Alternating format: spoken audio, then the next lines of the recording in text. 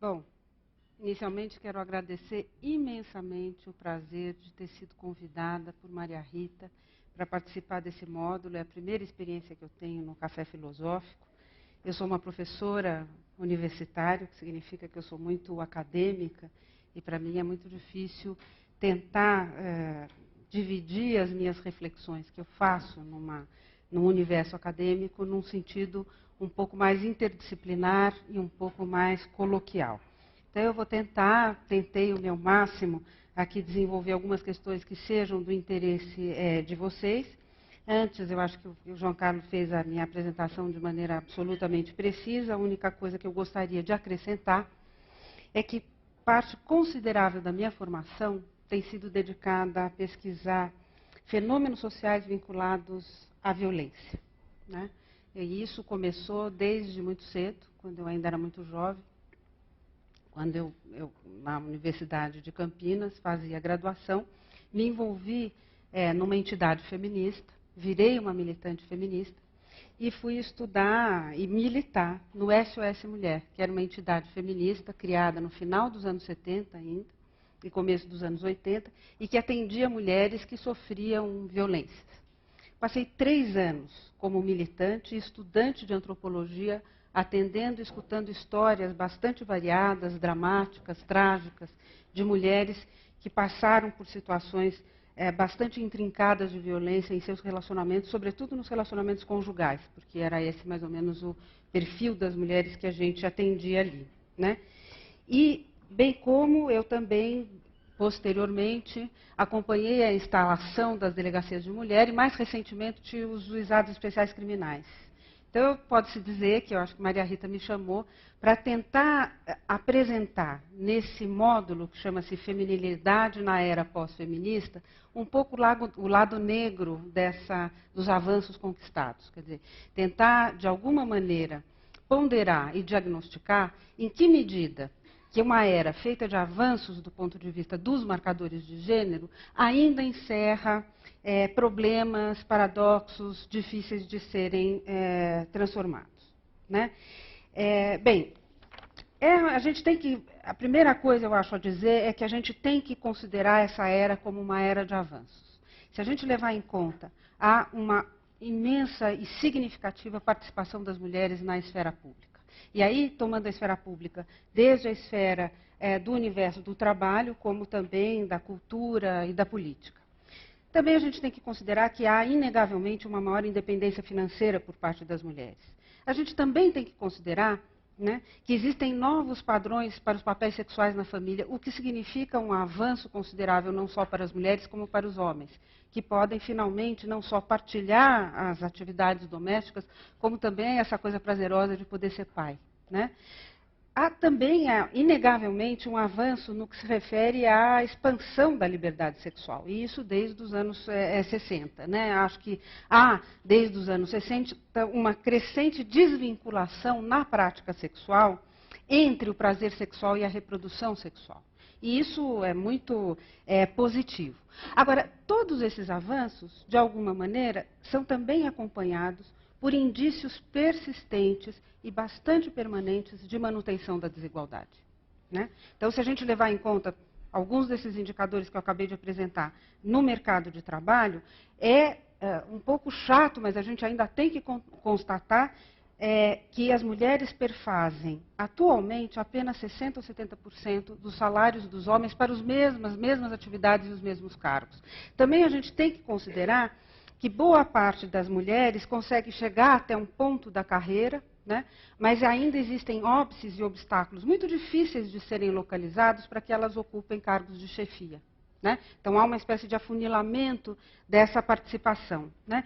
Também a gente tem que considerar que na segmentação dos papéis sexuais ainda há uma concepção que toma o lugar da mulher como muito próximo da natureza e de certas concepções relativas ao afeto. Né? Quer dizer, se isso de uma certa maneira é positivo, né, ser mais vinculado à natureza, pode ser celebrado, pode ser de alguma maneira magnificado, por outro lado, a gente não pode desconhecer que essa aproximação da natureza também encerra preconceitos e discriminações.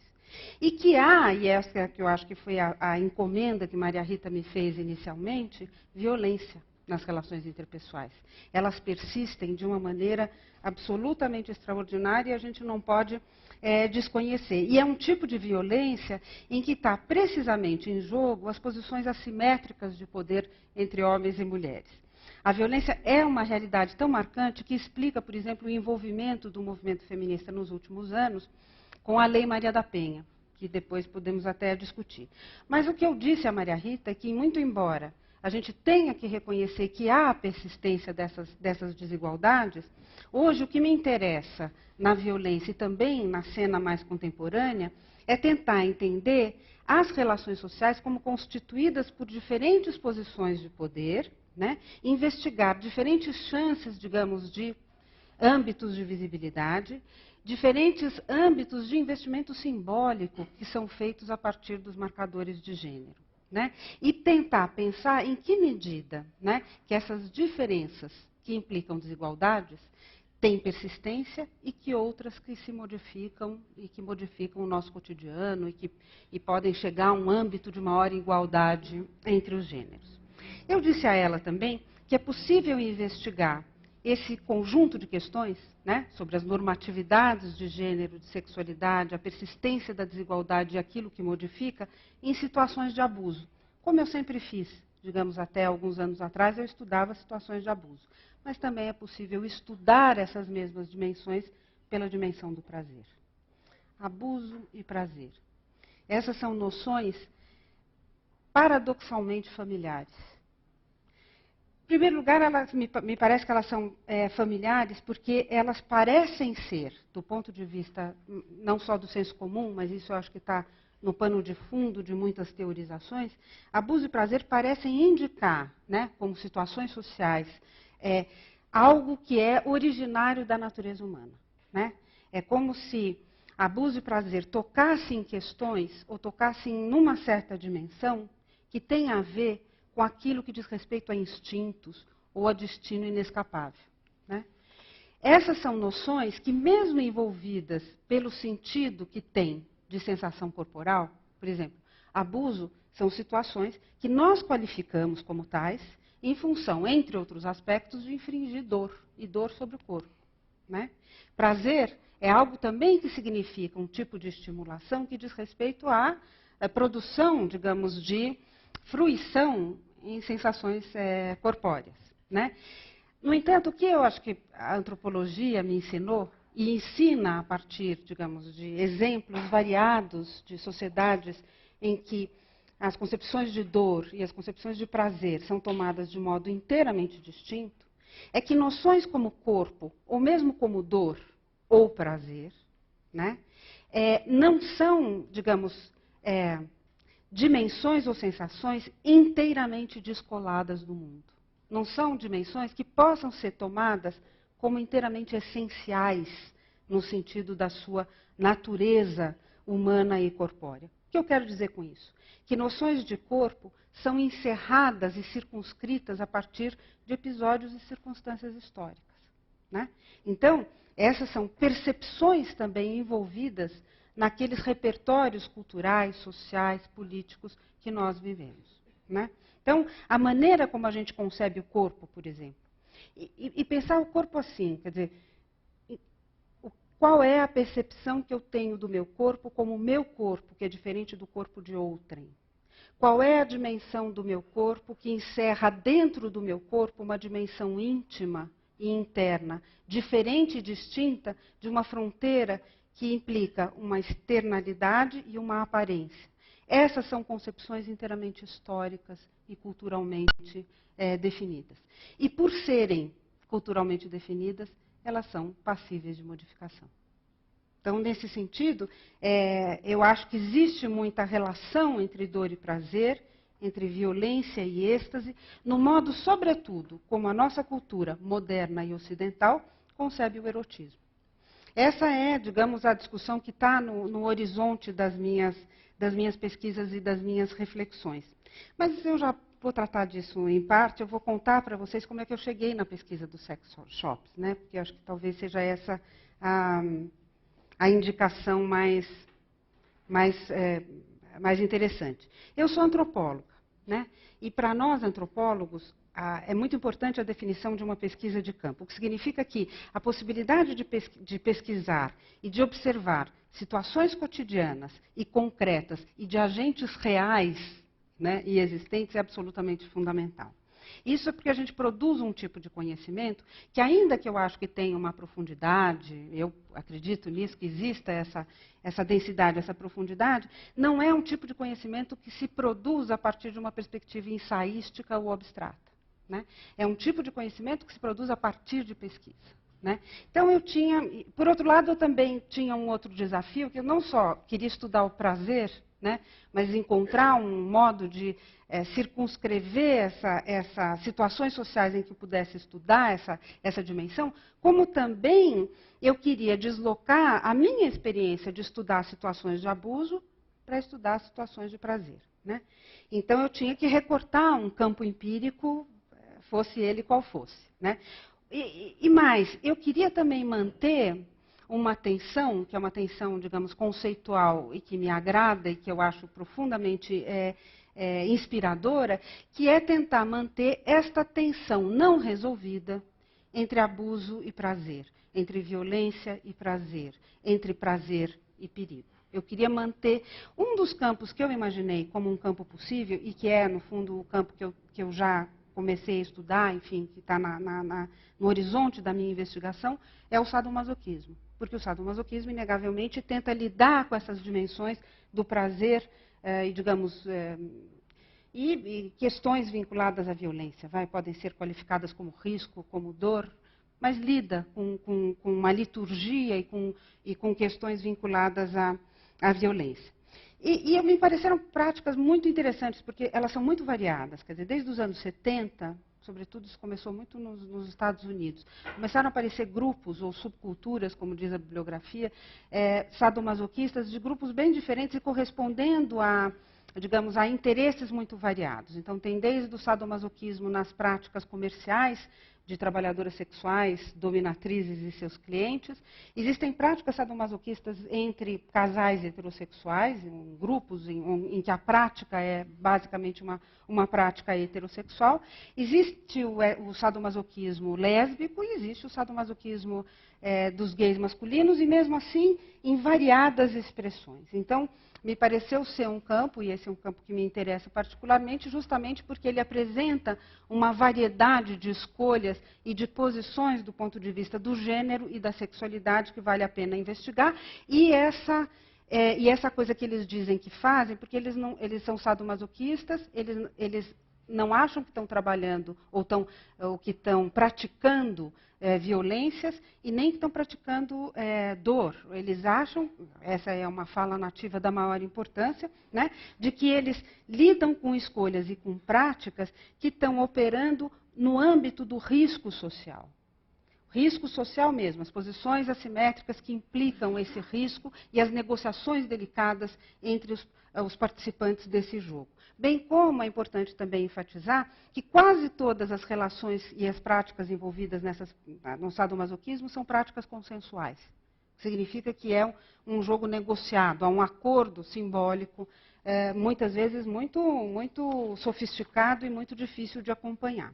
Essas práticas me interessam principalmente porque elas parecem parodiar ou trazer de uma maneira mais exagerada, às vezes até caricaturesca, às vezes até teatralizada, mas aí entendendo o teatro não como mentira, né, mas o teatro como uma expressão, digamos, um pouco estetizada, mas uma expressão de muitas daquelas posições e daquelas assimetrias que constituem as relações de gênero e as relações de sexualidade. E eles produzem certas inversões que me parecem muito interessantes, de tal modo que eles acabam por mostrar para a sociedade o quanto essas posições assimétricas são arbitrárias, são contingentes, fazem parte da possibilidade do âmbito das escolhas e não da natureza humana. Bom, mas para lidar com o sadomasoquismo, eu tive que primeiro admitir ou reconhecer que essa é uma prática que atualmente mesmo, ela opera no âmbito do mercado. Não existe um sadomasoquismo possível que não funcione, digamos, num bar, num clube, junto a um site de internet, ou seja, são práticas e são escolhas que têm o seu âmbito de circulação nisso que é o mercado. E, em particular, numa coisa que a gente, na antropologia, a gente está tentando constituir, conceituar, que é essa ideia de mercado erótico. Nesse sentido, foi preciso eu entender, primeiramente, o campo da produção da pornografia. Né?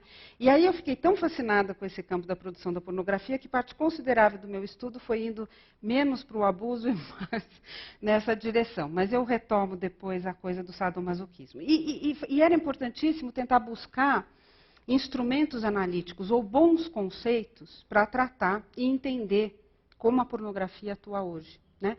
E entender como é que a pornografia atua, principalmente pensando, né, a pornografia a partir de 3 questões básicas. A primeira questão é em que medida que as expressões pornográficas contemporâneas lidam com as diferenças sociais. E aí as diferenças consideradas como diferenças de gênero, diferenças de classe, diferenças de etnia, de raça, diferenças de escolha e de opção sexual. Em segundo lugar, me interessava entender se os objetos criados e valorizados pela pornografia permitem pensar a transgressão. Né? E pensar a transgressão, em particular, de normas de sexualidade e de normas de gênero.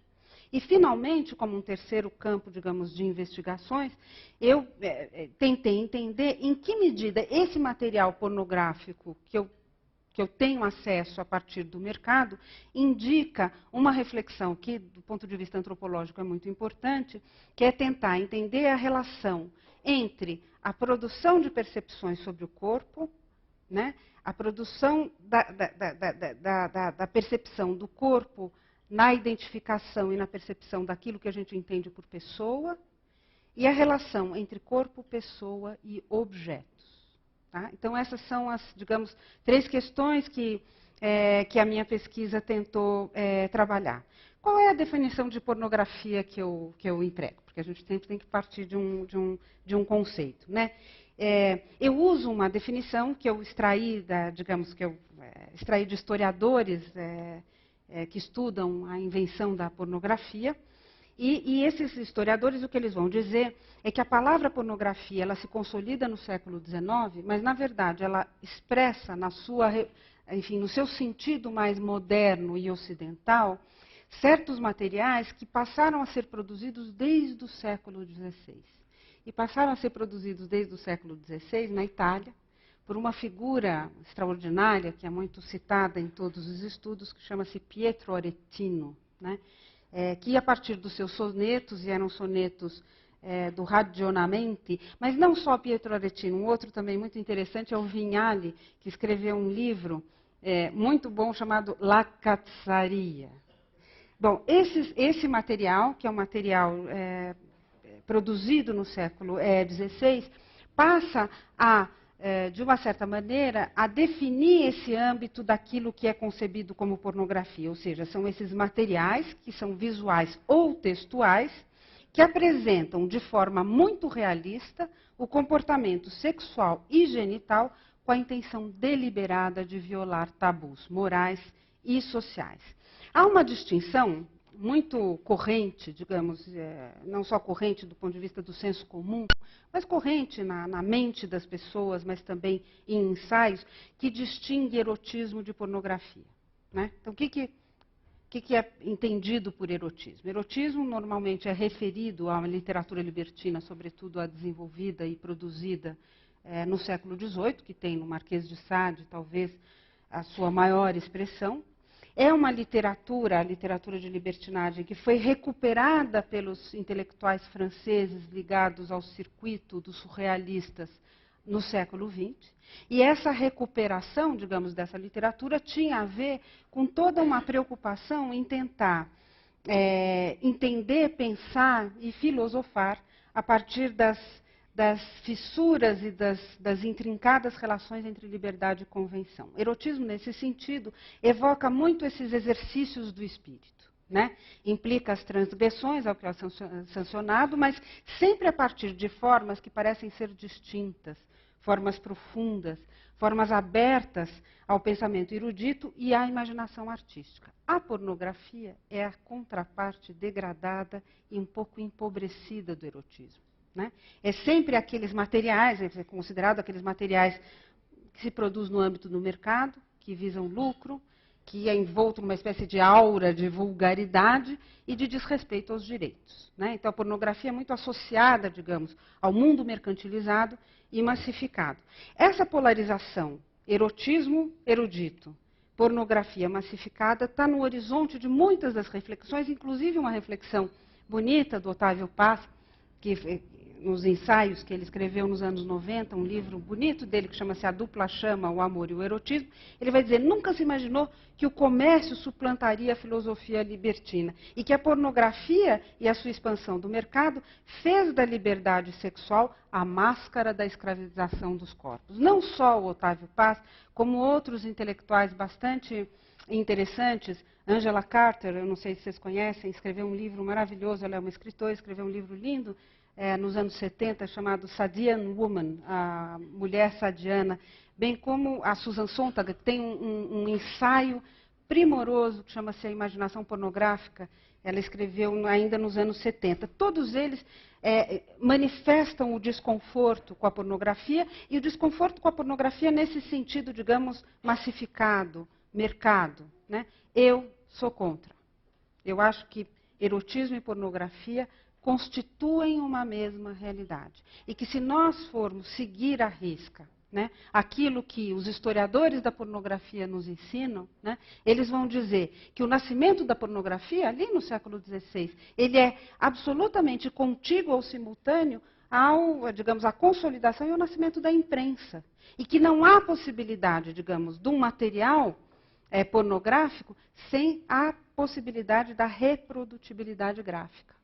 O que significa que, né, a pornografia já nasceu como um produto de mercado, né? Ainda que, evidentemente, seja um mercado, ainda mais naquele período, um mercado clandestino, passado de mão em mão, mas essa dimensão, digamos, mais clandestina ou diminuta, não retira o caráter de vulgaridade e de produto e de repetição que esse tipo de produto tem.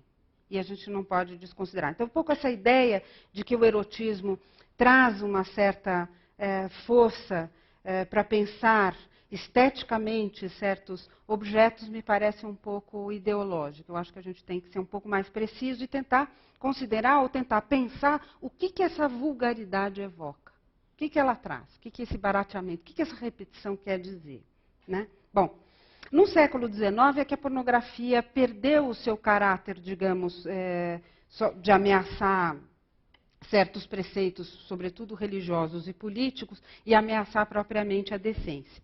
Antes, nesse sentido, né, a gente sabe que o Marquês de Sade passou mais da metade da vida dele na Bastilha e encarcerado, bem como haviam sanções e punições claras, né, em relação aos pornógrafos e aos materiais pornográficos. Mas tratava-se de punições ou de restrições que tinham muito mais a ver com digamos, aquilo que estava sendo ameaçado do ponto de vista dos preceitos religiosos e políticos do que propriamente a ver com, digamos, com os preceitos de decência ou de moralidade pública, né? E isso porque o que é interessante da pornografia é que ela é uma escrita que traz uma sátira política. Ela sempre teve essa conotação. A Susan Sontag diz uma coisa muito interessante, né, nesse artigo que chama-se A Imaginação Pornográfica, que ela diz que a pornografia é um material valioso porque para entender justamente os sinais e as disposições de uma época. A pornografia, diz ela, é um teatro de tipos, não um teatro de indivíduos. Nesse sentido, os tipos que a pornografia traz são tipos satíricos, são tipos parodiais, que são elaborados justamente a partir de convenções e de todo um repertório social, político e cultural de um momento. Ela também diz uma outra coisa que me parece extremamente importante. Ela vai dizer assim, a palavra obscena, né, ela guarda determinadas características ao exagerar contrastes. O rude com o elegante, classe baixa com a classe alta, o masculino com o feminino. A pornografia acaba por lidar com a transgressão social. mas lida com a transgressão sempre em termos hiperreais, porque a realidade é sempre, de alguma maneira, reproduzida ou tratada a partir de formas quase grotescas. Ainda que a gente não possa dizer, né, ou apostar no poder transformador da pornografia, e, por exemplo, dizer que os pornógrafos são feministas, é impressionante como o modo como eles retratam as mulheres, né, em todos os materiais pornográficos, trazem figuras mais livres ou figuras mais interessantes do que, por exemplo, se a gente considerar muitos dos textos médicos, né, que, para lidar com a sexualidade feminina, acabaram por constituir esta figura sinistra que é a mulher histérica. Então, num certo sentido, é possível até dizer que os pornógrafos, que as feministas radicais não me escutam, acho que foram muito mais generosos com as mulheres do que os médicos. Então, parafraseando, eu acho que a Simone de Beauvoir, e em particular um artigo que a Simone de Beauvoir escreveu ainda, acho que nos anos 50, não lembro, que ela dizia, será que é preciso queimar Sade? E ela diz, certamente não. Eu acho que, parafraseando a Simone de Beauvoir, será que é preciso queimar a pornografia? Certamente não. Né? É um material muito rico e que expõe, registra tensões e ressignificações ou fissuras nas normas de gênero e de sexualidade que são muito importantes. Eu comecei a pesquisa sobre a pornografia, a pesquisa mais empírica, nos Estados Unidos. E me parece que esse início de pesquisa foi muito estratégico, eu tive muita sorte nessa escolha. Eu comecei estudando por São Francisco. Eu não sei se vocês sabem, São Francisco é um local de muita agitação prática e também teórica, né, em relação às minorias sexuais. Eu encontrei lá um exemplo etnográfico absolutamente fabuloso, porque ele, de alguma maneira, que é uma loja, que chama-se Good Vibrations, Boas Vibrações, contesta, em vez de... contesta aquela definição de pornografia como transgressão a tabus morais ou a, enfim, sexualidade dominante. Por quê? Porque a partir desse sex shop que eu investiguei em São Francisco, eu pude entender a constituição de um modelo de erotismo que é muito importante nas minhas investigações e para entender os erotismos contemporâneos, que é quase que a emergência daquilo que eu tenho chamado de um erotismo politicamente correto. Né? O que vem a ser esse erotismo politicamente correto? É um erotismo que se materializa, digamos, em materiais, em imagens, em produtos, em cremes, enfim, em fotos, em todo um conjunto de uma cultura material, cujo sentido último, né, é uma preocupação com a saúde, com a ginástica e com o fortalecimento do self, do eu. Né? Primeiro, vamos aos poucos. O que quer dizer sex shop? Vamos usar um pouco a imaginação. Né? Então, vamos pensar. Os sex shops mais convencionais do mercado. Não estou falando desse que eu conheci lá em Berkeley, não. Estou falando do sex shop convencional. Né? É uma loja de materiais eróticos, evidentemente, que existem desde a intensificação, digamos, do mercado do consumo nos anos 50 e a partir dos anos 60, nos grandes centros urbanos. A maioria desses sex shops visa um público heterossexual. Né? E comercializa livros, fotografias, hoje filmes e vídeos, e roupa íntima, dildos. As pessoas sabem o que é dildo? Dildo é consolo, é um estimulador com a forma, pode ser não, na maior parte das vezes tem uma forma peniana, fálica, assim. E também óleos e preservativos, bonecas infláveis. É isso que se comercializa nos sex shops.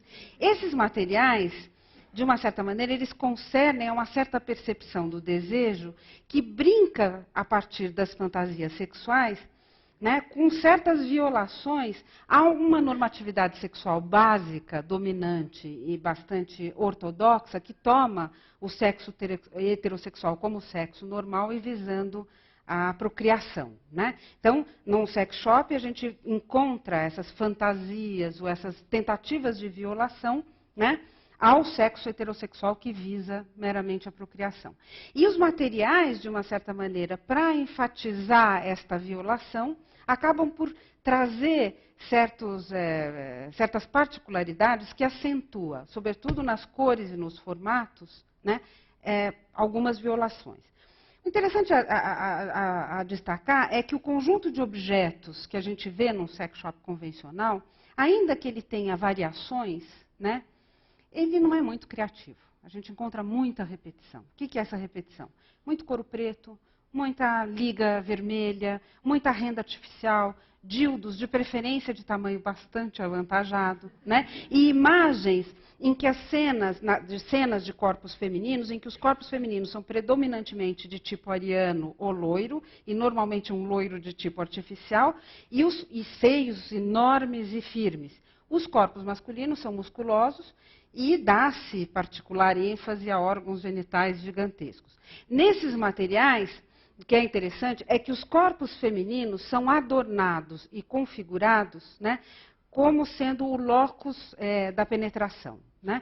E digo, os corpos femininos, eles podem ser também corpos feminizados, o que significa que o suporte desses corpos pode ser também o corpo de um homem. Né?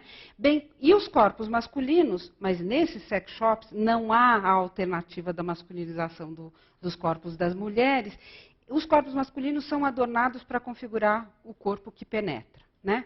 Então, as feministas, tem uma feminista que eu adoro que chama Jane Gallop, que ela diz que esses sex shops e esses materiais tratam o desejo a partir de uma espécie de modelo hidráulico, em que a relação corporal é uma relação de input-output, ou no modelo em que a diferença sexual está baseada numa noção de diferença incomensurável e complementar entre, de um lado, o corpo que deseja e, de outro, o corpo que vai sendo constituído como objeto do desejo. Os sex shops que eu pesquisei em Berkeley e São Francisco, e eles existem também em Nova York, foram criados no final dos anos 70, vejam só. Final dos anos 70, e por lésbicas ou feministas, atinadas com o movimento de liberação sexual do final dos anos 60, né, e muito envolvidas nas lutas de defesa das minorias sexuais. Esses sex shops, e no caso do Good Vibrations é exemplar, ele representa uma espécie de caso excepcional, em que há todo um esforço de diferenciação em relação aos sex shops convencionais.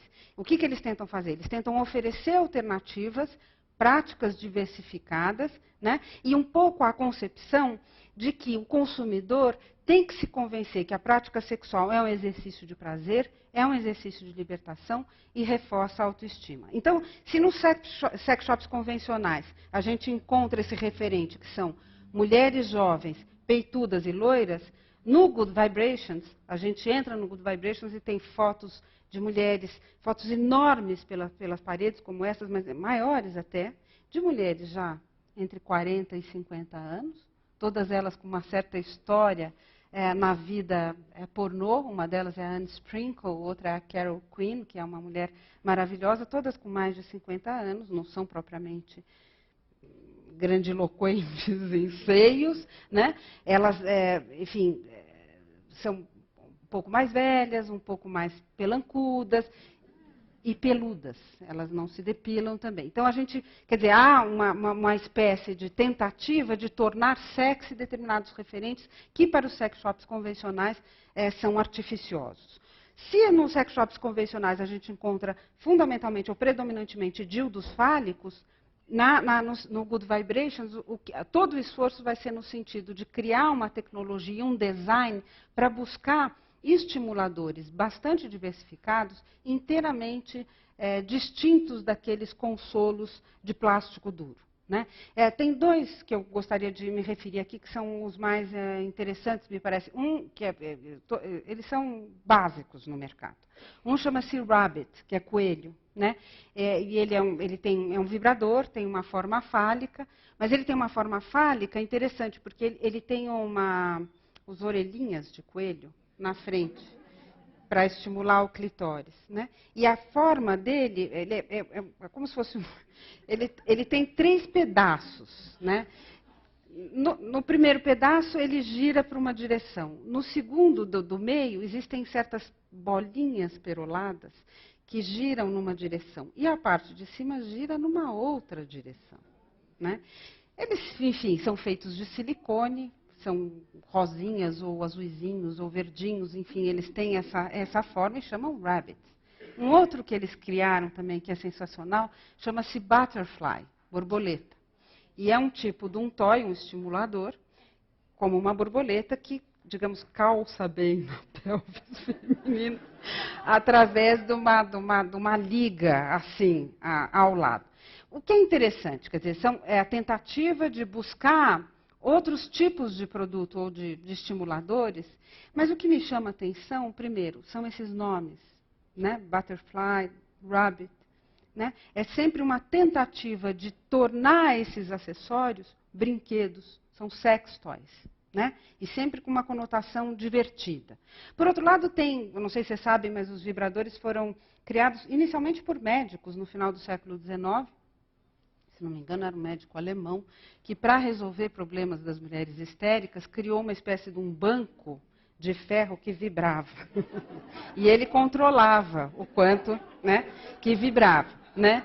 Depois, nos anos... Esse era um produto médico, não estava disponível. Né?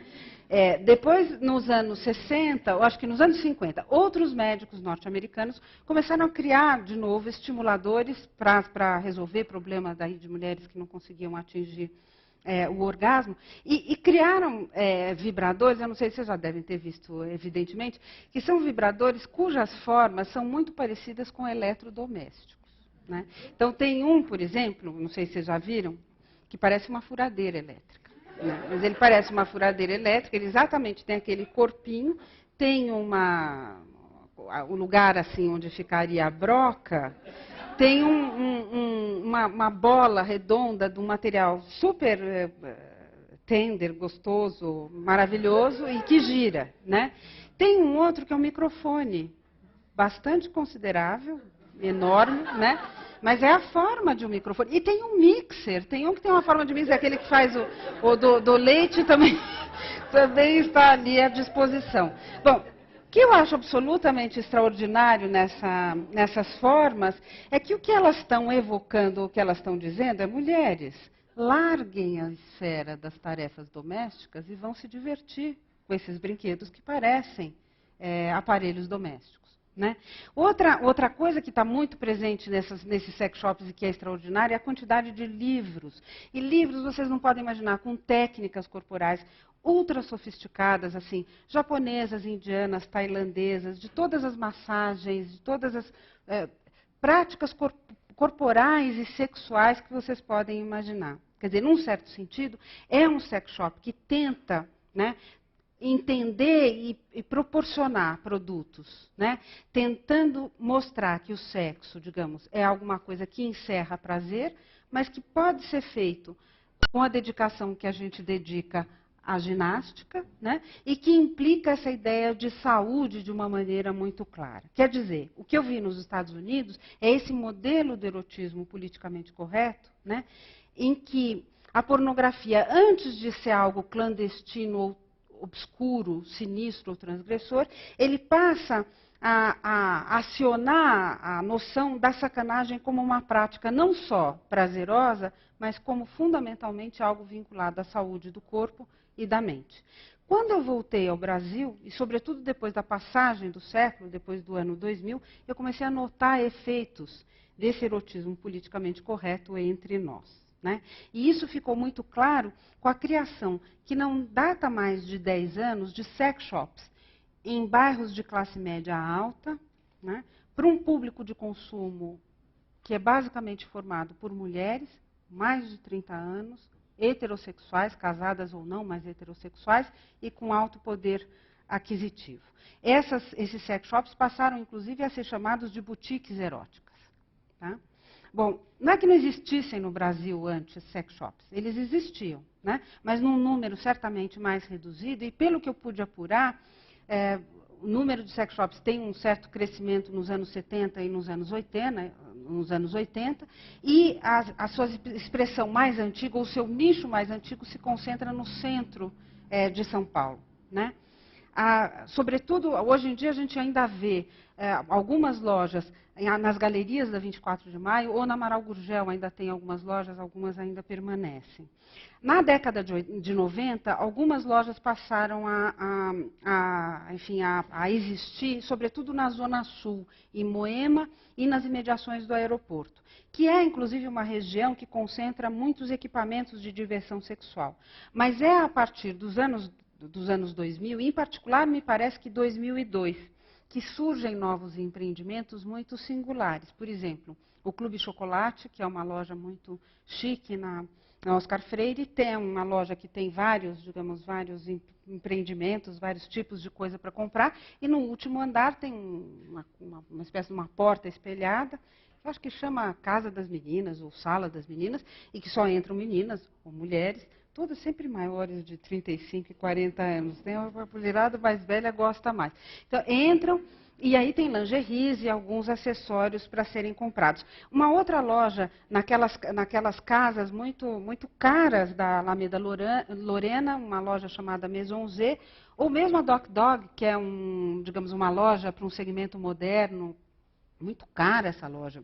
Também tem produtos eróticos e algumas lojinhas nas imediações ali do shopping Ibirapuera também correspondem bem a esse padrão. E o que eu notei ultimamente, isso é coisa quase de meses, né, é que muitas lojas de lingerie, em particular a Jogé Meias, também anda vendendo acessórios eróticos. Algumas das lojas é possível a pessoa que vai lá comprar o seu sutiã também comprar pequenos estimuladores, óleos ou livros. O que eu acho que, enfim, a minha pesquisa está mostrando é que quer dizer, se a pornografia era anteriormente um tipo de material produzido por homens para o desfrute masculino, o que a gente está assistindo é uma feminização desse mercado erótico.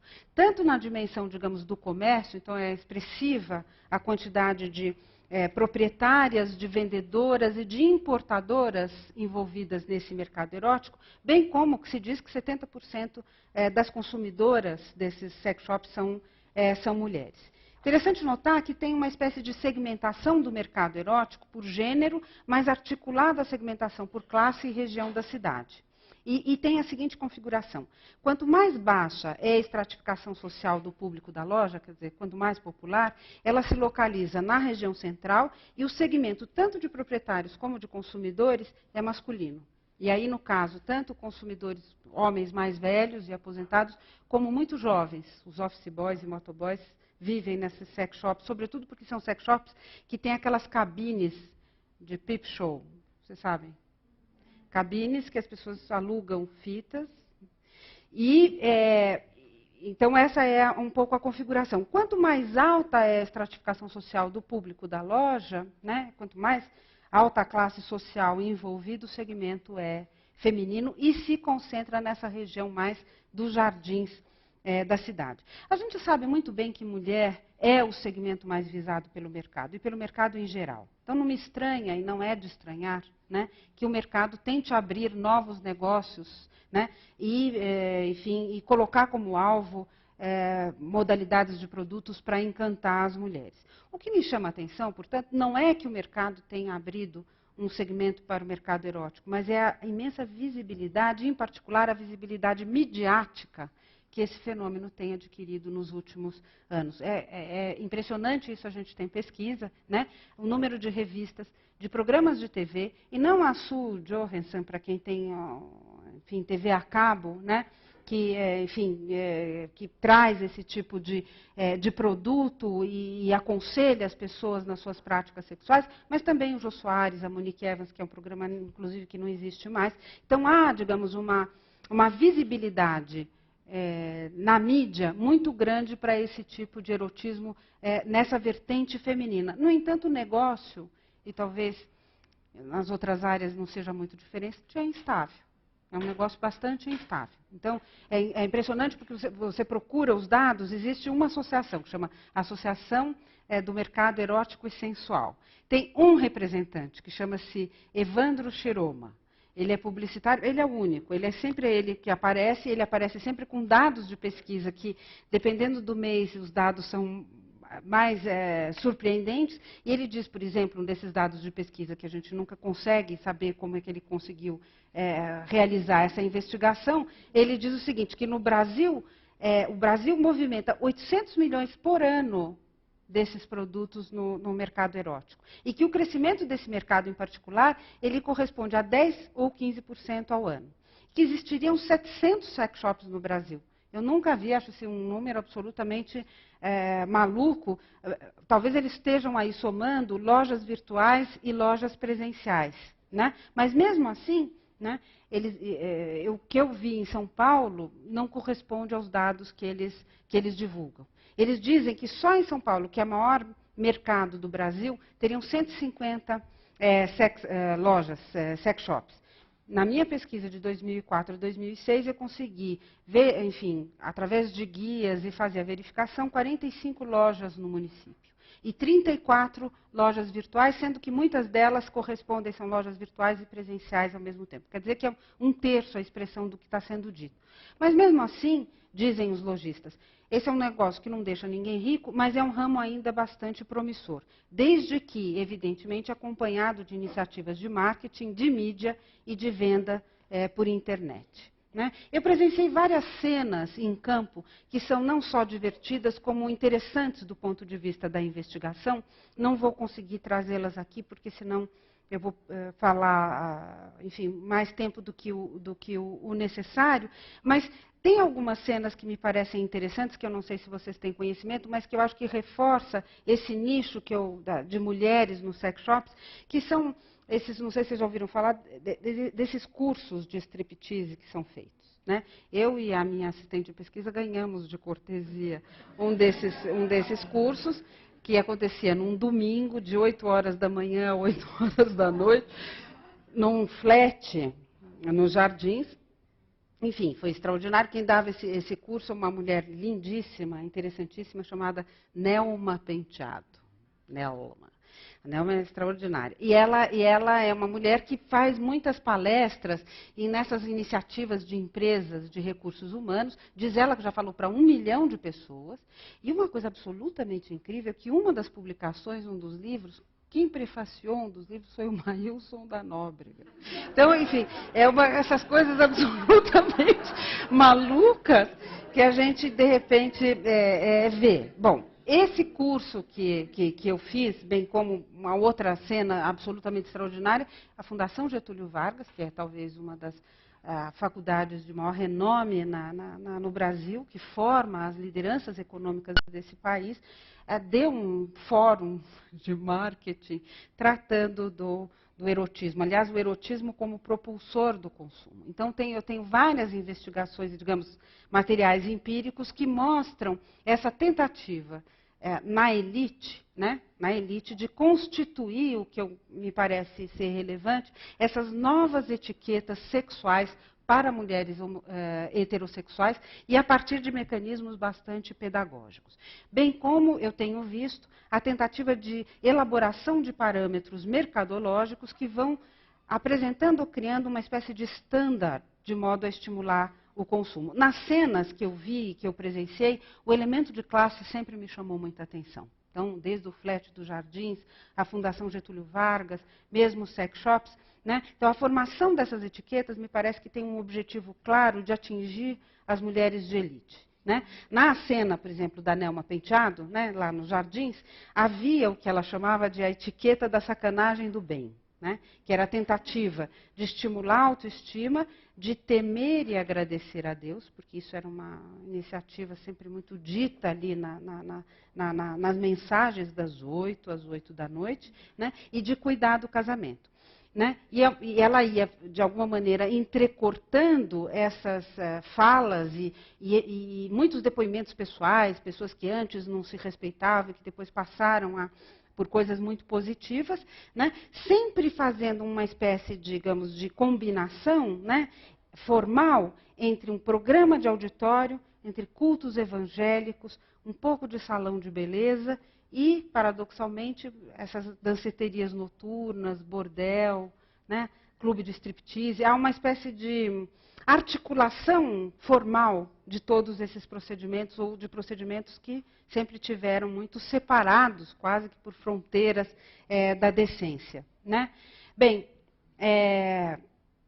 eu acho que essa tentativa, digamos, de criar essas etiquetas é bastante congruente com a demanda e com muitas aspirações das consumidoras, sobretudo para mulheres com mais de 35 anos, com maior poder aquisitivo e heterossexuais. Né?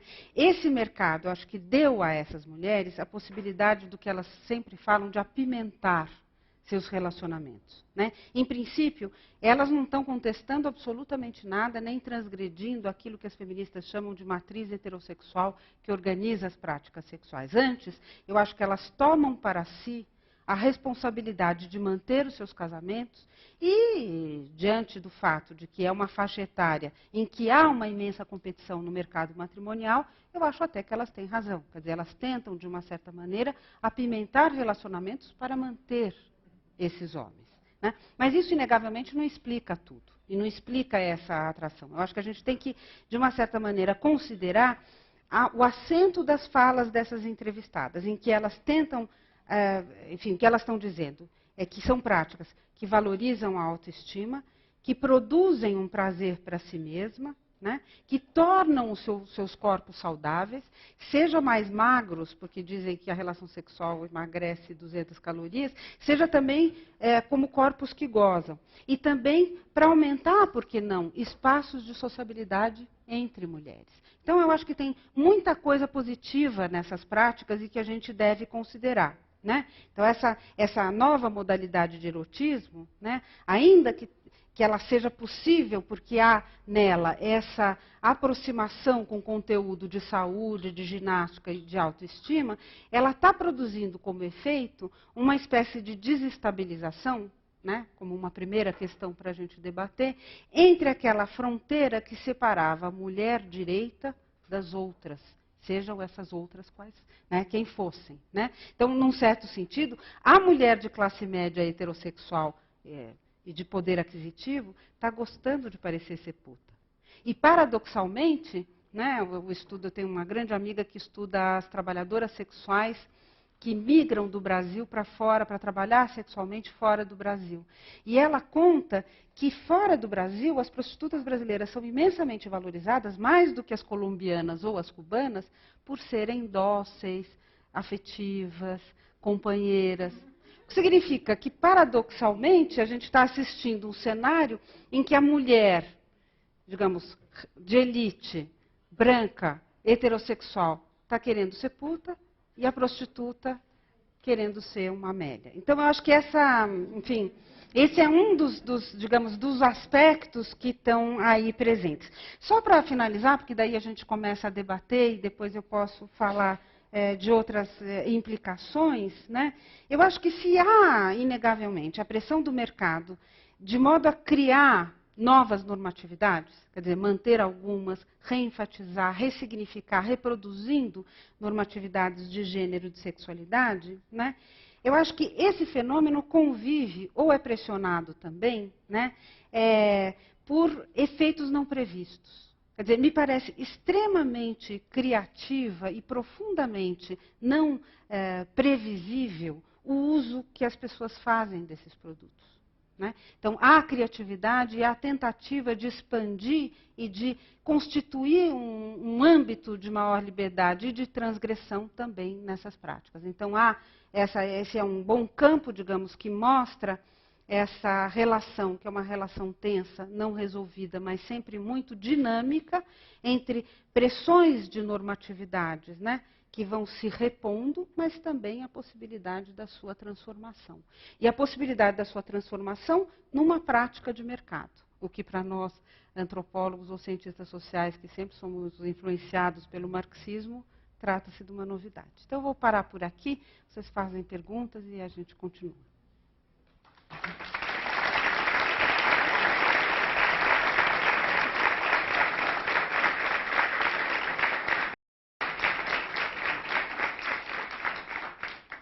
Bom, depois desse cardápio variadíssimo apresentado pela professora, podemos abrir então ao debate com a plateia. E, por favor, pedimos para vocês se dirigirem ao microfone, de outra forma não serão gravadas as perguntas. Pessoal, da parte de cima nós temos um microfone central, portanto, não se acanhem, façam as perguntas. Estamos aqui. Pedimos o favor que sejam breves e levantem a mão, de maneira tal que as nossas recepcionistas poderão atendê-los na ordem. Obrigado. Bia, aqui. Eu tenho esse privilégio de ser a primeira a fazer a pergunta, sempre. Obrigada. Foi muito interessante, muito viva, muito instigante sua conferência, nada acadêmica, ao contrário do que você anunciou no começo. E eu queria te fazer uma pergunta, porque quando você fala essa mistura da pornografia e o mercado, eu lembrei, não sei se é o Gombrowicz, alguém que fala pornografia é o erotismo dos outros. Né? E você diz, bom, talvez não tenha tanta diferença entre pornografia e erotismo, se é que eu entendi. Mas quando a pornografia entra na questão, entra no espaço do politicamente correto, da saúde, do cuidado com o corpo, enfim, independente de quais sejam os aparatos pornográficos, o que sobra para o outro? Quer dizer, o que é realmente pornográfico? O que é transgressivo quando toda a pornografia se torna normativa? É uma pergunta, não sei se é uma questão só com as mulheres, mas já que você apresentou mais... Essa é uma pergunta, a pergunta, né? É a pergunta, desculpe, te encostar na parede desse jeito, mas sua fala levou para essa pergunta. Obrigada. Pode... Bom, vou tentar responder brevemente essa pergunta. Eu acho que, exatamente, Maria Rita, eu acho que é essa que é a questão intrigante. Né? Então, enfim, vocês conhecem o trabalho do Michel Foucault, agora eu vou operar como professor. Michel Foucault escreveu um livro que eu acho absolutamente extraordinário, na verdade era o primeiro de uma série, de um projeto, A História da Sexualidade. E nesse livro, A História da Sexualidade, ou A Vontade de Saber, que é a primeira parte do projeto dele, o que ele tenta dizer, que é de uma genialidade extraordinária, que, na verdade, aquilo que a gente entende por sexualidade é, na realidade, um conjunto de dispositivos criados desde o século XVIII, né, para criar normatividades de sexo e de gênero. Né? O que significa que o sexo foi criado pela sexualidade e não o inverso. E isso ele escreveu ali nos anos 70, logo depois do movimento de liberação das mulheres, em que se dizia que o sexo só não era, digamos, a própria ideia da liberação sexual implica essa ideia de que tem alguma coisa que está sendo reprimida, né, por uma pressão normativa, né, que reprime, esconde e não deixa que isso se manifesta. O que o Foucault dizia? Ele dizia, não. O que o século XVIII, a partir de clínicas, de prisões e de instituições judiciárias constituiu e elaborou, foi uma imensa fala e uma normatividade que é muito mais produtiva do que repressora. Né? E isso foi constituído, sobretudo, a partir de algumas figuras emblemáticas, que são figuras extremamente estigmatizadas. A criança onanista, criança que se masturba, a mulher histérica e o perverso, que é o sodomita. Né? Então, essas figuras e tudo que elas, enfim, elas foram, de alguma maneira, normatizadas, passaram a ser os modelos de normatização que a gente conhece e reconhece nas práticas sociais até hoje. Então, o que a gente entende por sexo e por sexualidade implica essas normatizações desenvolvidas desde o século XVIII, que implicam uma restrição do controle, um controle da sexualidade feminina, um controle da sexualidade infantil e um controle da heterossexualidade a partir da definição do sodomita ou do homossexual. Tá? Bom, esse âmbito, Maria Rita, ainda que tenha sido constituído por instituições normatizadoras, como diz o Foucault, essas normatizações e essas instituições nunca conseguiram aplacar a possibilidade da sua contestação. Basta dizer, né, que o sodomita homossexual utiliza o repertório da sua estigmatização como forma de legitimação da sua identidade. O que significa que, nesse jogo das normatividades sexuais e dessas moralidades, a gente está sempre diante de um âmbito em que a normatividade ela é instaurada e reproduzida e, simultaneamente, contestada. Só que a gente nunca imagina exatamente onde ela vai ser contestada. A gente sempre imagina, ao contrário, que ela vai ser contestada no âmbito da política. O lance foi perceber que nesse âmbito do mercado, que é um âmbito de constituição de estándares e de normatividades, há também o espaço da contestação. Seja porque o mercado é ele tenta, uma espécie de polvo, né? Ele tenta roubar todas as novidades e, de alguma maneira, contaminar os seus produtos com as novidades de um tempo, seja também porque o mercado implica uma ideia que é absolutamente genial, que é a ideia do consumidor, do usuário. E o usuário transforma. O uso, que é sempre particular, que é sempre contextualizado, que é sempre localizado, ele modifica esses estándares. Então, e eu não falei disso aqui, evidentemente, porque não ia dar tempo, a minha pesquisa é séria, quer dizer, eu faço entrevista com usuários, eu tenho, enfim, entrevista por classe social, por idade, por opção e escolha. São todos usuários de sex toys, quer dizer, eu tenho que ter esse tipo... Eu faço, digamos, roteiros na história e na vida sexual e afetiva dessas pessoas, onde esses objetos, como eles começam a ser usados e que tipos de uso eles implicam, né? E o que é interessante observar é que os usos desses toys, portanto, a compra como consumidor desses toys no mercado, ainda que ela seja permitida por essa associação normatizadora com a saúde, com a ginástica, com o erotismo politicamente correto, ela implica em usos, muitas vezes, muito transgressivos. Né? E transgressivos, enfim, eu não vou entrar aqui em detalhes, transgressivos porque eu acho que as pessoas fazem sexo com os seus objetos. Né? E isso traz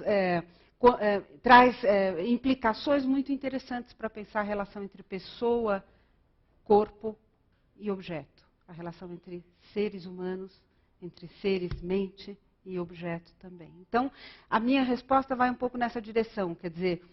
O âmbito do mercado, inegavelmente, é um âmbito que pressiona pela estandardização ou pela normatividade, mas essa normatividade nunca é inteiramente aplacada. Quer dizer, há um espaço aberto para a transformação e para a transgressão. É lógico que a transgressão ela parece estar sendo neutralizada. Inegavelmente, esse é o lado, digamos, menos interessante desse erotismo politicamente correto. Mas é interessante como ele reaparece. E ele reaparece de maneiras, às vezes, muito pouco previstas. Né?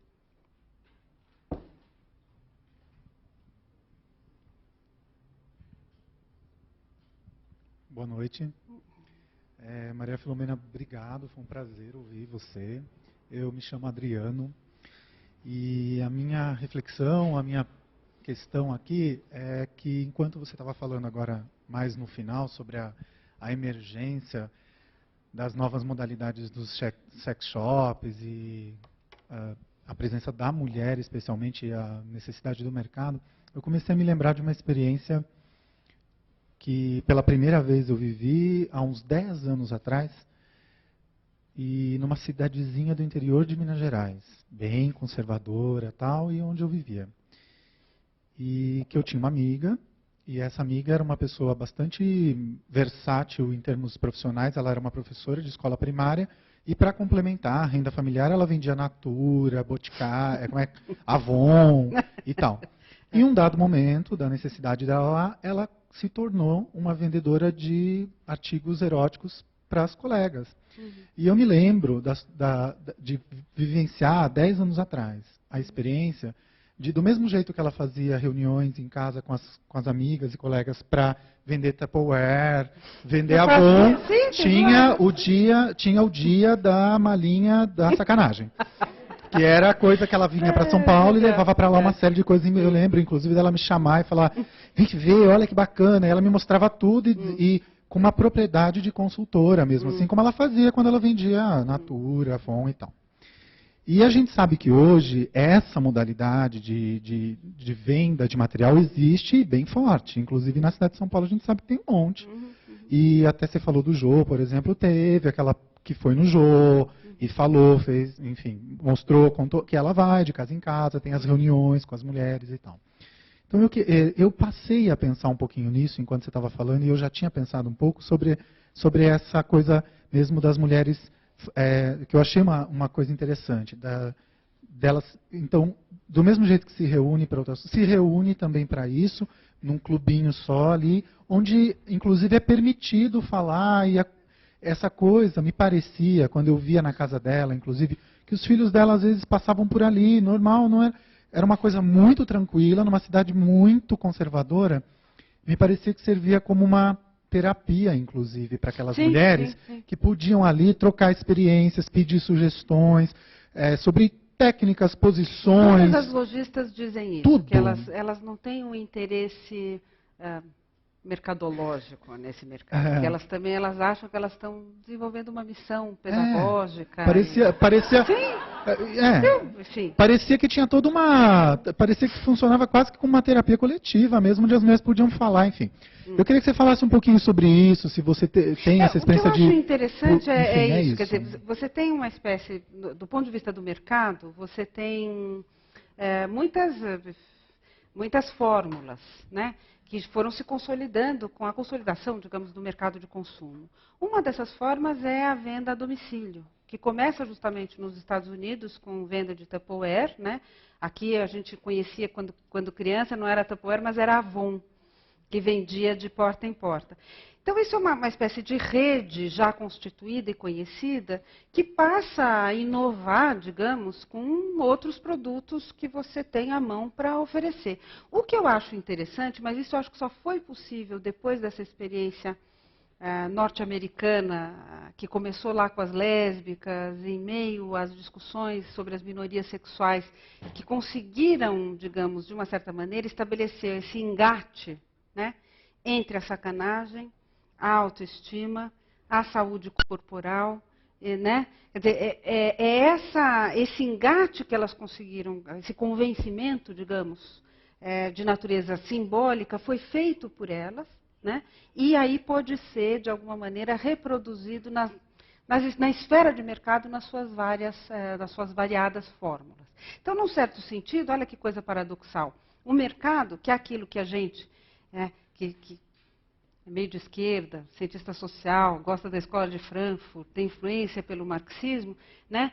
O mercado é sempre uma coisa muito extraordinariamente alienante. No entanto, por mais paradoxal que possa parecer, pelo fato desse mercado estar estruturado, né, visando as mulheres e tornando as mulheres ativas nas suas escolhas nesse âmbito, que isso foi possível do ponto de vista dos materiais eróticos. Então, há, paradoxalmente, algo que é inicialmente alienante, né, a possibilidade de criar um solo fértil para transgressões. Só que, evidentemente, é sempre assim. Quer dizer, a gente sempre está lidando, isso é uma coisa que eu acho importante todo mundo ter em mente. Mudança cultural é uma coisa muito difícil de ser acompanhada, né? Mudança cultural, normalmente mudança de gênero, mudanças relativas à sexualidade, a aceitação desses padrões é muito lenta, muito gradual, muito feita de intrincadas idas e voltas, né? Então, eu acho que a possibilidade de ter colado no âmbito do mercado esse tipo de conteúdo abriu, inegavelmente, um campo muito fértil para mudanças. Ainda que sejam mudanças que, paradoxalmente, guardem muitas caretices, muitas normatizações, né? Essa ligação com a saúde, com a ginástica, com a autoestima, né?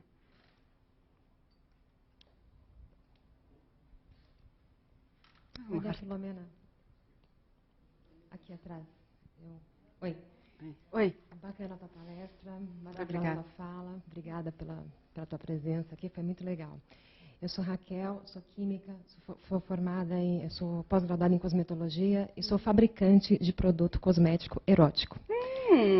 Quando você fala da questão da novidade, né, que está aí muito da novidade da visão da antropologia, até trago um dado para você interessante, porque a tua pesquisa de 2005, você enfatiza muito que está ali na classe social mais alta. Sim. Hoje, em 2008, passados somente 3 anos, eu te digo que eu tenho mais de 300 clientes de sex shop. Dentre esses clientes, a maioria... No Brasil ou em São Paulo? No Brasil. No Brasil. São lojistas de lojas de lingerie. Essa mesma característica que você põe no início, de 2005, acontece hoje nas periferias, acontece hoje no Brás, na 25 de março, tem clientes fortíssimos lá, que tem isso mesmo, as sacoleiras estão muito fortes. Então, assim, são sacoleiras que vêm de todos os pontos do país para 25 de março, para o Brás, buscando esse tipo de mercadoria para levar e para fazer as reuniões de Tupperware que bem o nosso colega colocou. Então, assim, até assim, acabei discordando no final da tua fala, você fala de como isso é lento. Eu acho que veio muito rápido, aconteceu muito rápido e, assim, rapidamente, porque a minha empresa teve um boom. Eu trabalhava anteriormente com produtos esotéricos e, de um ano para cá, nós começamos a trabalhar com eróticos. Mas olha que interessante. Olha que interessante como é que o que você fala da questão da autoestima. Porque a gente vinha, o foco da empresa era justamente a autoestima, né? A empresa chama feitiços aromáticos. Então tem toda essa questão da sedução, da autoestima, que estava muito presente no esotérico, mas por isso encontrou esse foco no erótico, porque ainda continua trabalhando a autoestima. Então é um mercado assim que realmente está crescendo muito. Quando você fala da questão comercial, é isso mesmo. Tá, assim, comercialmente é um negócio que está em franca expansão. Então, isso é impressionante. E você está falando uma coisa que eu já tenho percebido também, né? Porque você tem nas duas extremidades, você tem o centro, com aquelas lojinhas mais masculinas e mais antigas, e você tem isso que começou em 2002, mas você tem toda a razão, ele se expandiu nos jardins, digamos, nessas lojas mais de alto poder aquisitivo. Mas tem também na Zona Sul, Moema, na região do aeroporto. Eu fiz pesquisa no Jaçanã, Guaianazes, Brás. É uma pesquisa séria, né? Vila Carrão. Em todas enfim, esses sex shops, que são daí sex shops de bairros, tem uma outra conformação, são para um outro público, mas são também expressão dessa difusão, né? Agora, o que eu estou dizendo, existe a difusão. O que é difícil é o que essa difusão implica do ponto de vista da transformação de certos aspectos que têm a ver com as normas de gênero e de sexualidade. Vou dar um exemplo. Tem uma norma que associa gênero à sexualidade e que essa sim é predominante, né? A maior parte das pessoas acham que isso faz parte da natureza humana, que é digamos, a heterossexualidade. A nossa cultura lida com a heterossexualidade como se ela fosse compulsória, como se ela fosse absolutamente natural, né? E expressão, digamos, da sexualidade dita normal. Isso é muito difícil de ser modificado. Por mais que a gente tenha, inegavelmente, experiências de homossexuais, a legitimação de um campo de direitos extraordinário, e hoje a gente tem os trans, né, que são os transgêneros, os transexuais, que tentam mudar muito das nossas concepções a respeito disso, isso ainda é uma mudança muito lenta. Então, eu estou falando de no sentido das mudanças mesmo, de certos padrões normativos sobre gênero e sexualidade. Agora, é impressionante como isso se expandiu, né? Como isso tende a se democratizar, né? Agora, sempre como um negócio instável, né? Quer dizer, é que nem loja de roupa, você pode abrir e pode... Mas o que eu te digo, assim, comercialmente, as empresas do segmento, elas estão bastante focadas também, então, muito ligadas ao que está acontecendo, dessa conversa, porque quando foi falado, olha, a vendedora se coloca como uma consultora, porque ela tem um treinamento por trás disso. Quer dizer, as empresas têm investido, eu tenho um concorrente direto, forte, que ele investe pesado na questão de treinamento, e o treinamento está muito focado nisso, e é um treinamento sem preconceito. Então, sim, isso é o que traz, que eu acredito que vai trazer essa mudança. Concordo plenamente. É um treinamento muito light mesmo, uma conversa que coloca todo mundo de igual para igual. Então, eu acho que isso é bacana. Quer dizer, o que está vindo comercialmente, como marketing, mas também está sendo favorável, está favorecendo essas outras formas, essas mudanças. Sim. É isso aí. Obrigada. Muito bem, parabéns.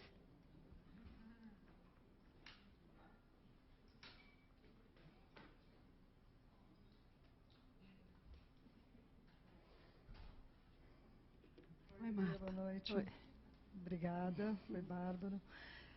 Perdi o comecinho, então eu queria colocar uma questão que eu não sei se já foi contemplada ou como está contemplado isso na sua pesquisa, que é em relação ao outro, quer dizer, ao parceiro. Né? Porque você disse, muito desse mercado está voltado para o favorecimento da relação, do casamento, enfim, da parceria, da heterossexualidade. Uhum. Mas eu me lembrei até de um filme do Wilson Barros, dos anos, acho que do final dos anos 80, chamava Diversões Solitárias. Enfim, o quanto também esse mercado está voltado para o favorecimento da solidão.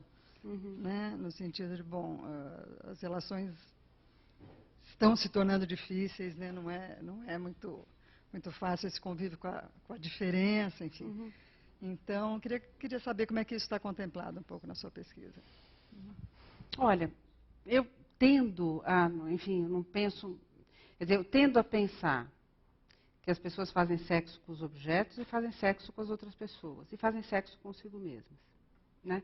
Então, num certo sentido, quer dizer, eu não te diria que essa é uma tendência do individualismo contemporâneo, que aumentou as chances de risco nas relações entre diferentes, e que isso seria, digamos, uma expressão que viria a facilitar, né, o evitar riscos, né, e o evitar relacionamentos mais plenos com outros seres diferentes. Eu não diria isso, Marta. Eu acho que, na verdade, o que esse tipo de experimentos sugere a gente a pensar não é tanto...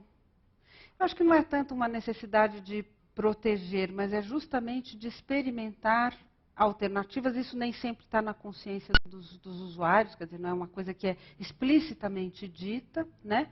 Mas a maneira como eles se relacionam com as pessoas e com os objetos, né, passa a ter formas muito variadas e muito relacionais. Quer dizer, elas vão muito além dessa ideia consagrada de solidão. Eu acho que são experimentos abertos às relações, sejam elas quais forem. Tá? E isso significa que é possível que um casal heterossexual bastante bem constituído consiga, a partir desses experimentos, vivenciar certas relações sexuais ou certos jogos eróticos, né, performando outras figuras e, né, quer dizer, não, sim, essa ideia da eu tendo a dizer que não. Eu acho que é mais aberto ao outro do que impeditivo. O que não significa que não seja produtor também de desigualdades e de novas segmentações, né? Mas a minha intuição me diz que é um experimento mais aberto do que introspectivo.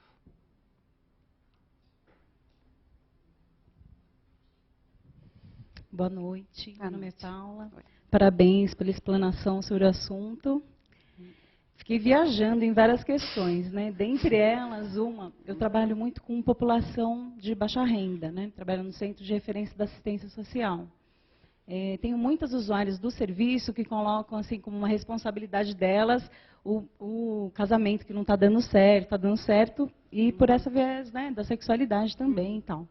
E aí, apesar, né, ela fez uma colocação, a química lá, não lembro o nome dela, sobre a questão de estar mais popular, né, lógico, mas assim, é uma população que é entre 1 quilo de arroz ou um gelzinho lá no sex shop, né, de verdade, assim, uma coisa muito da renda, muito pesada, assim, muito diária, né, tá. Enfim, e aí fico pensando assim, elas se questionam profundamente sobre essas questões, né, e fico pensando, juntando o seu trabalho de pesquisa, né, é a nova forma de agressão, não sei se é nova, né? Mas o sex shop é a vitimização da mulher também? Em que sentido?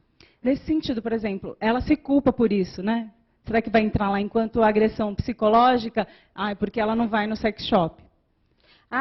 Enquanto responsabilidade de ter que bancar porque um casamento. Exatamente com essa viés até social mesmo, financeira, né? Bom, a gente primeiro tem que... Esse mercado, por exemplo, de consumo popular, o que mais cresceu no Brasil foi os cosméticos populares.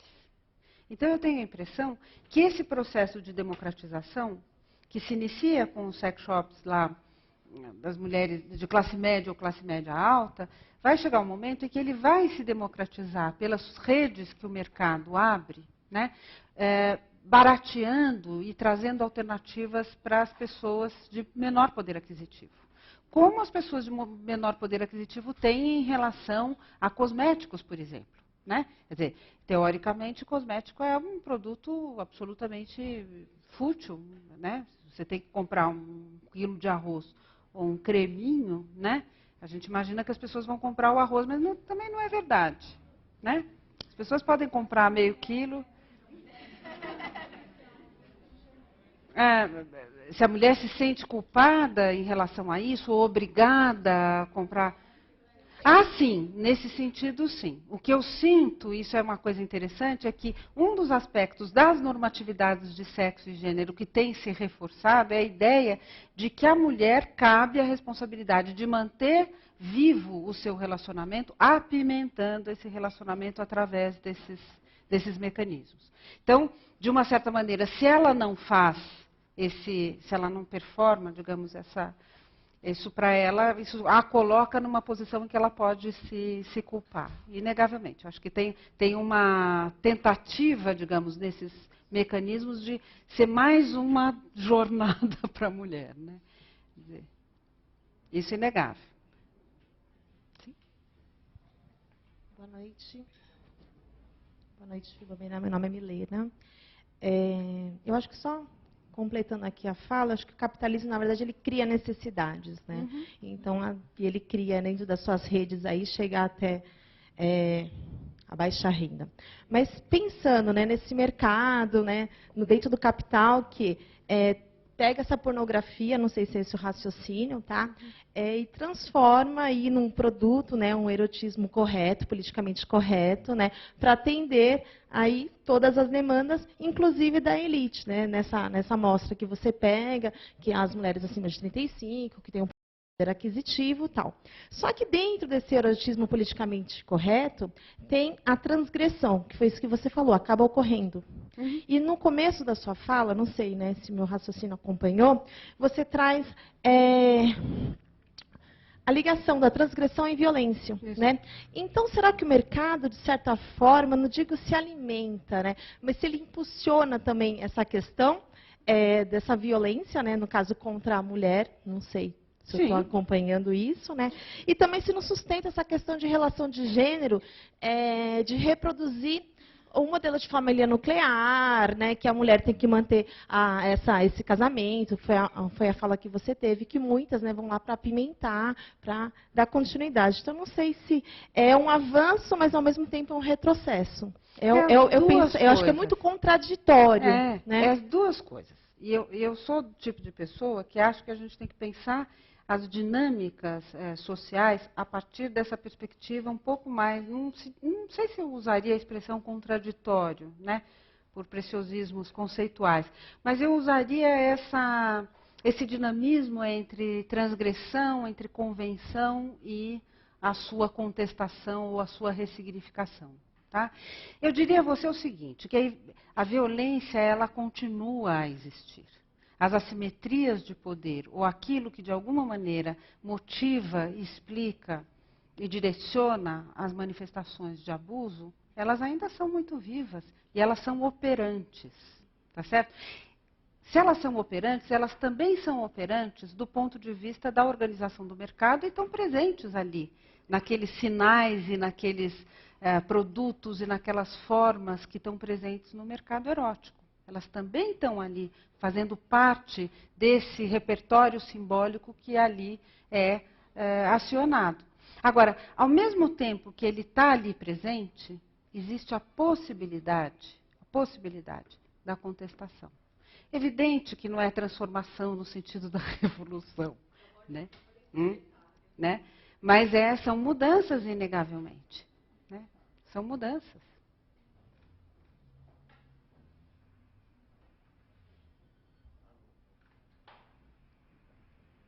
Boa noite, professora. Aqui em cima. Oi. Eu diria que a palestra foi muito acadêmica no sentido de ter sido muito didática. Foi muito claro, gostei bastante. Eu sou só um curioso no assunto, não estudo isso, mas foi muito esclarecedor. E apesar de já ter sido abordado um pouco em outras perguntas, eu tinha a impressão leiga de que a maior liberdade sexual desde os anos 60 ela era muito democrática, que ela atingia todas as classes sociais de maneira semelhante. Mas ainda assim, predominantemente dando preferência ao homem, mas parece que gradativamente a mulher tendo mais acesso a isso. Quando você disse que nos sex shops de classes populares você vê homens jovens e nos de classe alta você vê mulheres, né, 35 anos ou mais e de classe alta, me passa a impressão de que existe uma passa a impressão de que a mulher que está tendo mais oportunidade de emprego, educacional, é a mesma mulher que está tendo mais acesso a essa liberdade sexual.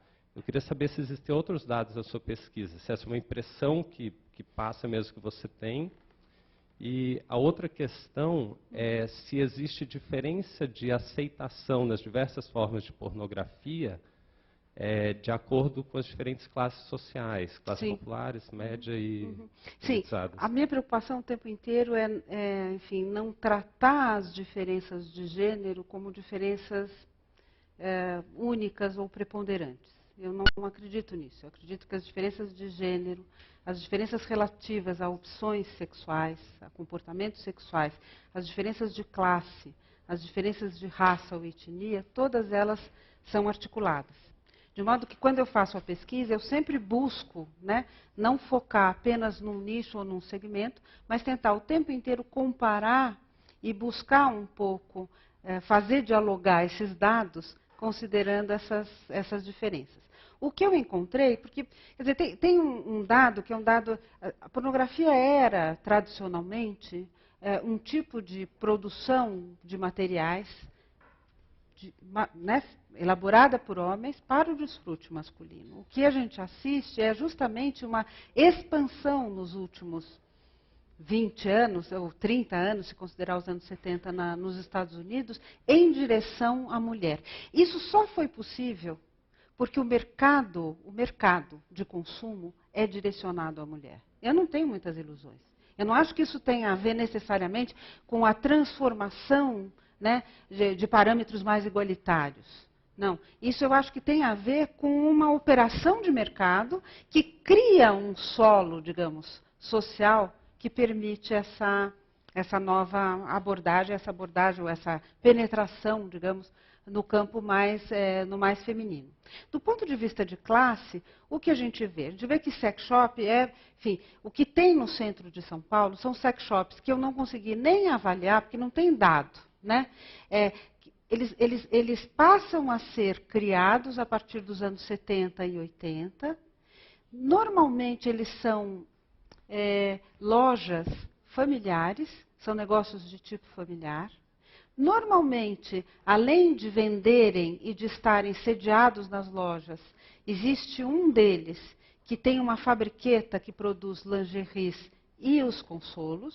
Então, tem uma estruturação de negócio familiar de baixa renda que circulava e era esse o que a gente vê a partir dos anos 2000 é que vem pelo mercado, e aí pelo mercado globalizado, se é possível assim dizer, esse erotismo. Por exemplo, uma referência importantíssima foi o Sex and the City. Né? O Sex and the City e a divulgação das mulheres liberadas de Nova York fez com que o dono da Clube Chocolate, né, abrisse na sua loja aquela loja só para mulheres.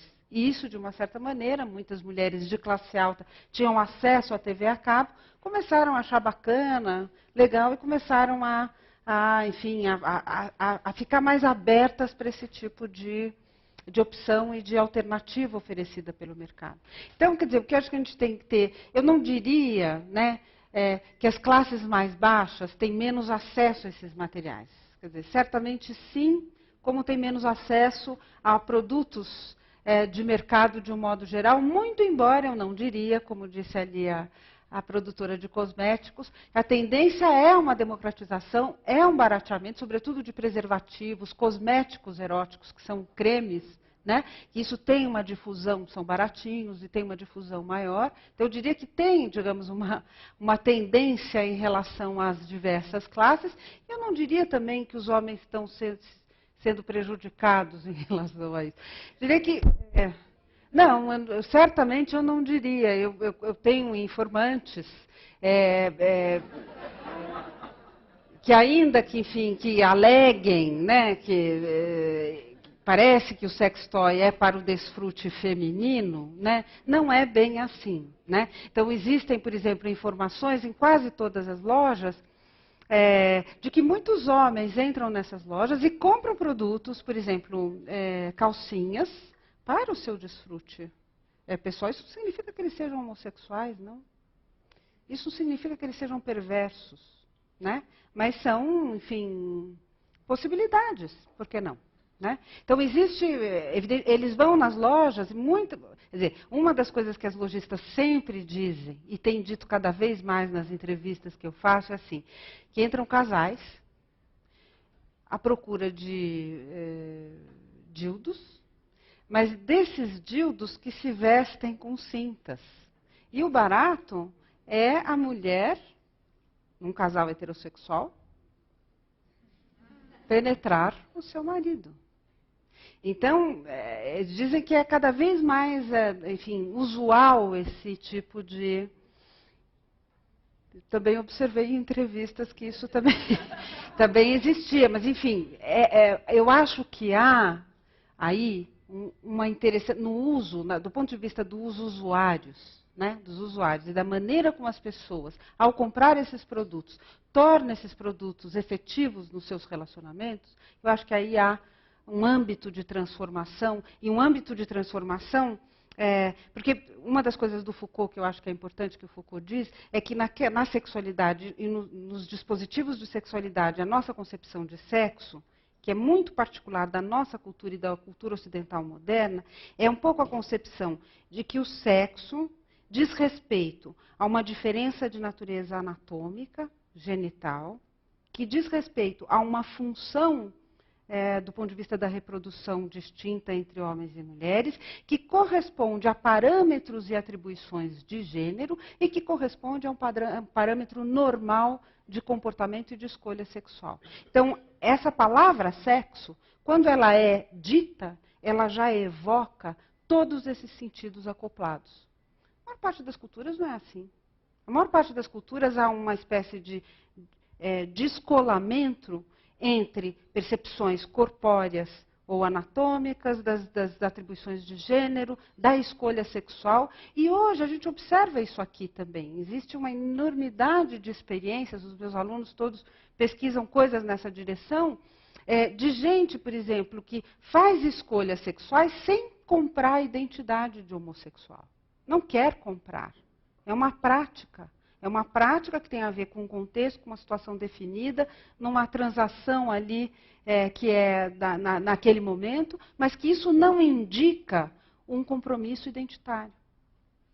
Então, quer dizer, não há nada, digamos, que evite a possibilidade dessas diferenças de estarem sendo também transformadas e sendo difundidas. Por isso que essa coisa de dizer que os homens parecem não estar sendo beneficiados, eu não diria. Até porque, quando a gente fala em feminilidades, a gente está falando... Quando a gente fala em feminilidade, a gente está falando em feminilidades. E necessariamente em masculinidades. Né? A gente está falando em relações. Então, quer dizer, uma mudança num certo âmbito implica uma mudança num outro, que é muito interessante.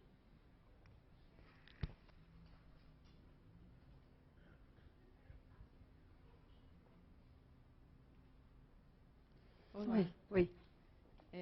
Eu sou a Selma e estou achando bárbara essa conversa, vir para a sala de visitas, porque essa conversa sempre ficava em outro âmbito. É verdade. Então, poder falar disso... No confessionário, na alcova... Sei lá. Mas não era em público nunca. Uhum. E aí fiquei pensando se a tua pesquisa também contempla o conhecimento do corpo, né? Se... Ao ter acesso aos brinquedos, a mulher pôde também acessar os seus pontos sensíveis, aqueles lugares desconhecidos, né, por ela mesma. Sim, acho que sim, né? Então, fiquei pensando se contempla isso um antes e depois. Contempla, mas eu não tenho eu não sei se a tua pesquisa vai em direção a isso, porque... O fato da mulher estar liberada para escolher com mais liberdade parceiros e trocá-los, não quer dizer que ela conheça o seu corpo, os seus pontos sensíveis e acesso ao prazer mesmo, que até bem pouco tempo era de outro lugar. Uhum. Então, eu acho que sim. Isso. Eu acho que é um campo de experimentações inteiramente aberto. E segundo os relatos que eu tenho das minhas entrevistas, sim, é um âmbito de experimentação corporal bastante interessante. Tem um aspecto que me parece, que eu investigo muito nessa direção, mas aí é mesmo uma discussão mais teórica, Tem um tipo de um dos acessórios que as mulheres usam que chama realístico. Quer dizer, elas chamam de realístico, que também é um dildo que com vibrador, que é feito do material que chama Cyberskin, que é um tipo de um material plástico desenvolvido pela NASA e que parece muito pele, né? Elas chamam de realístico porque, de fato, eles podem ser, por conta de serem parecidos com a pele e da coloração ser meio rósea, é como se eles podem ser, eles evocam essa ideia de realmente... Eles nunca são usados como substitutos do pênis. Ou eles podem, antes, eu estou exagerando, eles podem ser usados como substitutos do pênis, mas não são sempre utilizados nessa dimensão. Né? Quer dizer, existe uma sorte de experimentos de natureza corporal com o objeto, em que o objeto pode ser entendido naquela cena como extensão do corpo, como um corpo separado. E isso está o tempo inteiro jogando. Então, quer dizer, o que eu sinto do ponto de vista corporal, quer dizer, até onde meu conhecimento pode ir, é que a materialidade corporal, ela é desafiada com o uso desses objetos. Não é só uma questão, digamos, dos objetos porem ou desafiarem a relação do casal, né? Ou, sei lá, muito se diz que os homens se sentem ameaçados com esses objetos. Não necessariamente. E não necessariamente porque o uso que é feito, sobretudo pelas mulheres que eu entrevistei, é um uso metonímico e muito polimorfo. É um uso que tem várias possibilidades e várias direções e depende, às vezes é difícil da gente investigar, porque depende muito do contexto de uso e da situação muito localizada. Mas o que há, do ponto de vista de uma avaliação mais teórica, é que a materialidade do corpo e a própria ideia de carnalidade está sendo desafiada com o uso desses objetos.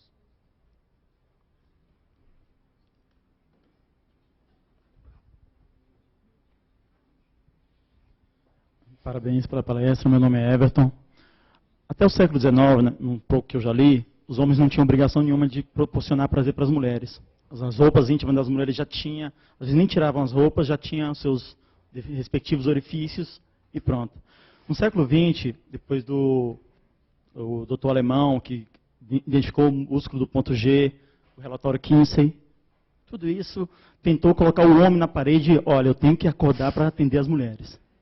Só que agora, como na sua pesquisa, você está mostrando que os homens, classe média alta, cada vez mais estão ficando preguiçosos e não procurarem ir no sex shop ou para apimentar as relações. Nós estamos voltando ao século XIX?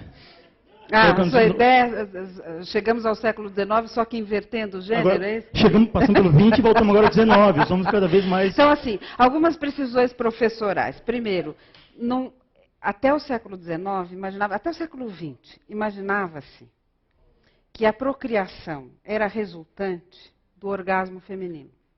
Ou seja, sem o orgasmo, acreditava-se que não seria possível a gravidez. O que era muito positivo para as mulheres. Foi a descoberta com o desenvolvimento da biologia, da anatomia e da pesquisa sobre a reprodução que mostrou que não há relação ou correlação necessária entre a reprodução e o prazer.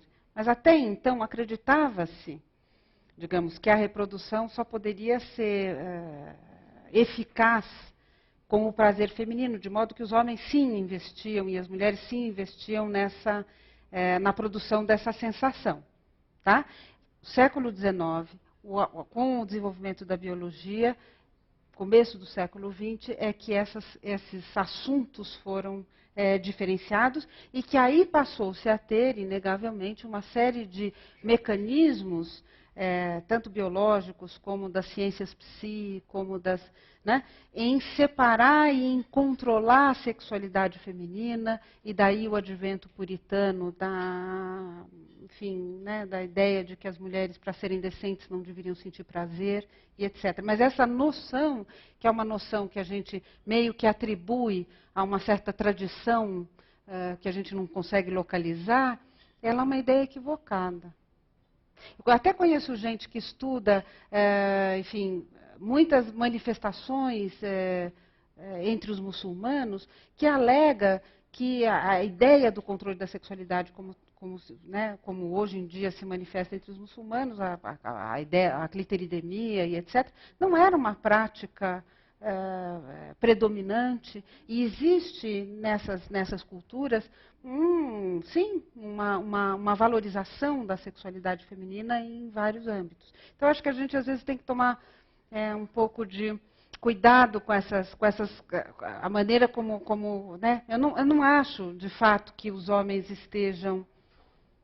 Quer dizer, sim, inegavelmente, desde os anos 60, né, há uma visibilidade, sobretudo do ponto de vista público, né, da mulher na esfera pública, dos interesses femininos como mais predominantes. Inegavelmente, o mercado tem uma participação nisso, como eu disse, o mercado foi todo organizado, o mercado de consumo ele é pensado para a mulher.